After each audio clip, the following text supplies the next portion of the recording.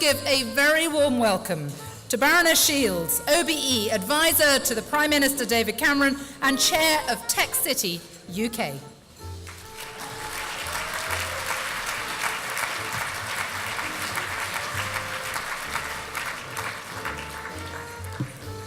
Good evening. I wanted to start by thanking Chantal for telling us her incredible story. I also, before the dinner, had the opportunity of meeting another young ambassador named Matt, and I have to say that it really brings it home, and watching the new ad, it's just incredibly powerful, and the reason we're all here tonight is very clear to me. So first, I wanted to say it's an honor to be here and to be asked to speak at this important event. And I'd like to start by expressing my sincere and deepest admiration and appreciation for the life-changing work of the Trust and all that you do for young people across the UK. The stories of dreams realized, lives transformed, and potential fulfilled are truly inspirational. And for all the lives made good as a result of your work, all the people here tonight, a heartfelt thanks goes out to you and to the Trust and the people who work so hard on this mission every day. Year after year, the Prince's Trust continues its vitally important work, providing opportunities and empowering young people in the UK who need it most. And this sense of empowerment and access to new opportunities, that's what's so often celebrated when you talk about the digital revolution. There's no doubt that digital technology has empowered young people on an unprecedented scale. But whilst the internet has created remarkable opportunities, it's not without its challenges. And some people, in fact, are left out. They're left behind, and that's not acceptable. Tonight, I would like to underline the need for all of us in an increasingly virtual world to be more human and to interact more with young people in the real world and provide the support and influence that they need. I happen to have the great fortune of working in probably the most optimistic role in government. As the Prime Minister's Digital Advisor and Chair of Tech City, I spent the last 2.5 years looking at ways to encourage economic growth and help would-be entrepreneurs and business builders achieve their dreams. In that period of time, the UK has absolutely transformed. You may not realize this, but the UK is now the fastest growing economy in the G7. We are also the most digitally enabled, with over 10% of our GDP attributed to the internet economy.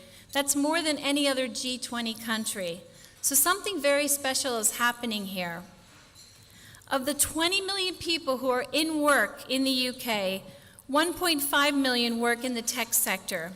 That's 7.5% of our workforce. Now, the majority of these jobs are skilled jobs, and they've been created in the last 5 years. And tech is empowering people all across the UK. Many people know about Tech City, and they know the great success story of London and technology. But what you may not realize is 74% of all the tech businesses are actually outside of the capital. There is no doubt that Great Britain is at the forefront of the digital revolution. The evidence is all around us. We are a nation of innovators, a nation of groundbreakers, and a nation of creators. Now, whilst these great ideas are flourishing in cities and tech clusters across the country, it's really an empowering story for many young people as well. It used to be that the reality of your birth and the circumstances of your life amounted to your proverbial lot in life.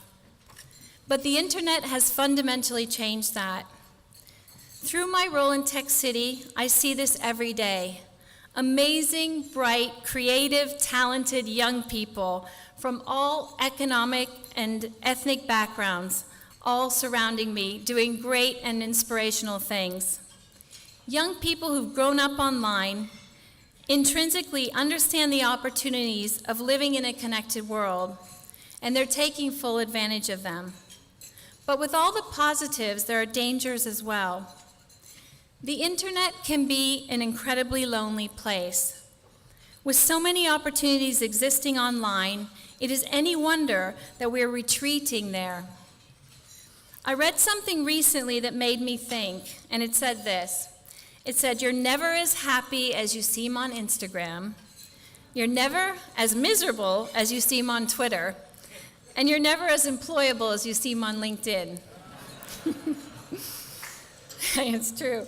So we all laugh, but there's real cause for concern here, because the social currency given to likes, to followers, the popularity associated with that online, the pressure to appear cool, to appear relevant, to appear popular, and it's no wonder we're at risk of losing young people to a solitary and lonely existence online.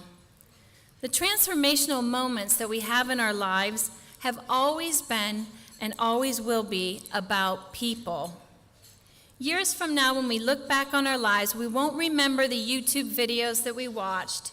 We won't remember the posts that we put on Twitter or Facebook, but we will remember the people who helped and guided us in our lives. I know firsthand how important it is this human connection can be to a young person's life.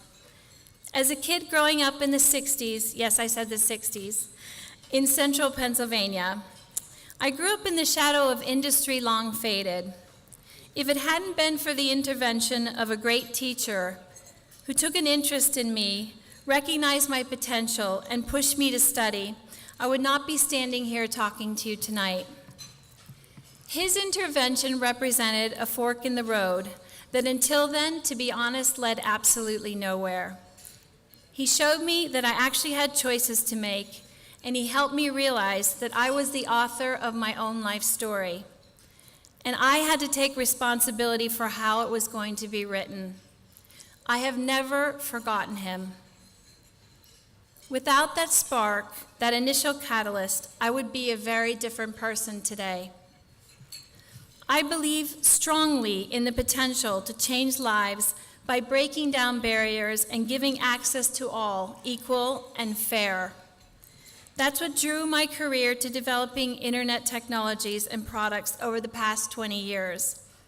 I believed then, and I still believe today, that access to information and the ability to connect people anywhere in the world would fundamentally change the way we live together and understand each other as human beings. But I also believe the propagation of digital in our lives is making us less connected in human terms. One would think that the efficiency gained in the digital world would create much more time for family, and yet parents and children sit together, eyes bright from the light emitted by our devices. Young people play online games for days on end, and they don't even break to sleep or eat.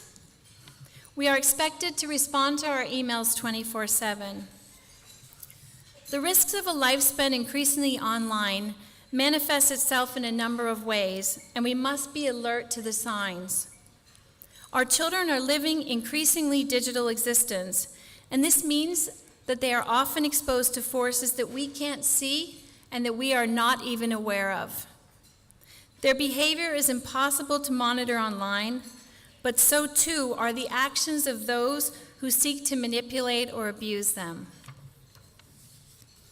Virtual organizations give a sense of purpose and community to those who are lonely and troubled. Consider the tragic example 3 weeks ago of the two brothers in Paris who perpetrated such heinous acts of violence and murder. Their story is not dissimilar from the two brothers in Boston 2 years earlier, behind the Boston Marathon bombings. Let me be clear, these are unforgivable acts of terrorism, and we must condemn them unreservedly. However, in both cases, we must note that the perpetrators were abandoned at a very young age and left to their own devices, without the help or guidance of parents, without mentors, and without role models. Their backgrounds made them different in the areas that they lived. Coupled with a deep sense of wanting to belong, this created a potent cocktail for extremism. As we try to make sense of these and other tragic events, we must also consider everyday concerns. Ofcom reports that 1 child in 5 has seen content on the internet that they found worrying, nasty, or offensive. And the proportion of children experiencing this has increased every year since 2011. The number of counseling sessions that Childline has held about cyberbullying increased 87% last year. A study commissioned last year for the annual Internet Safer Internet Day surveyed more than 24,000 young people, and it revealed that 1/3 of our children have come across something that worried them or upset them online, and that being a victim of internet trolls is now the British children's biggest online fear. Today, more than ever, children need role models and positive experiences in the real world.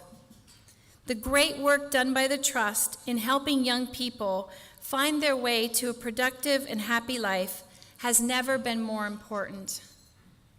And the generosity of all of you tonight in this room is what makes that possible. With our continued support, the Trust can change the lives of vulnerable people.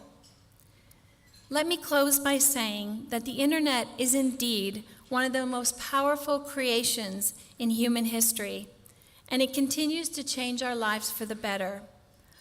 But let us not forget that human bonds make us truly what we are, and we can't afford to leave anyone behind. Personal connection and interaction can change lives for the better, not just for the recipient, but also for the giver and for everyone whose lives are touched. It's the ultimate return on investment. The Prince's Trust sets this example for all of us, and we just have to follow it. We need to place human intervention at the heart of this vital and life-changing work. Your support is ever more appreciated, and I thank you very much.